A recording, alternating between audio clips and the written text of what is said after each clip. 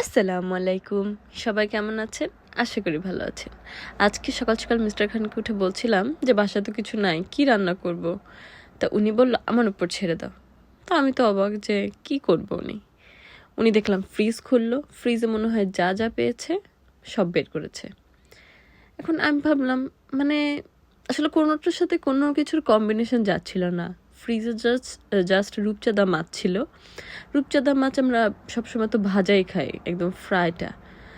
এখন উনি কি করবো আমি তো বুঝছিলামই না। ফ্রিজ খুলে উনি একবার কচুরমুখী বের করলো, একবার বিনস ছিল সেটা বের করলো, আবার রূপচাঁদা মাছকে কাটলো। মানে আমি আসলে বুঝছিলাম না। আবার আদা করছে, রসুন করছে।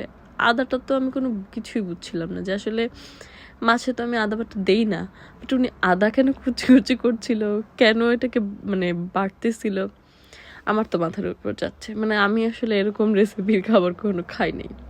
আমি ওনাকে বলছিলাম যে এটার সাথে এগুলোর কম্বিনেশন যায়। উনি কচুরমুখী এগুলো মানে উনি যে কি করছিল এটা উনিই জানে। উনি প্রথমে তেল দিয়ে দিল, দেখি জানি না কি রান্না হবে, এটা কি খেয়ে আমরা বাঁচতে পারবো কি না আল্লাহ জানে। এই যে মাছ, রূপচাঁদা মাছকে সে এইভাবে কেটেছে। এই ফার্স্ট টাইম আমি আসলে রূপচাঁদা মাছের তরকারি কখনো খাই নাই।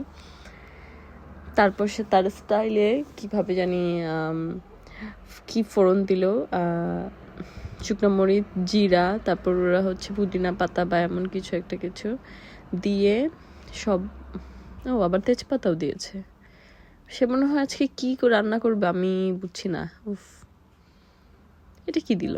আচ্ছা, এবার পেঁয়াজ এগুলা দেওয়ার পর মনে হয় সব মশলা আলু দিয়ে দিয়েছে, মনে হয় ক্লিপ নেয় নাই। এই যে উনি যে কি রান্না করছে আমি আসলে কিছু বুঝতে পারছি না।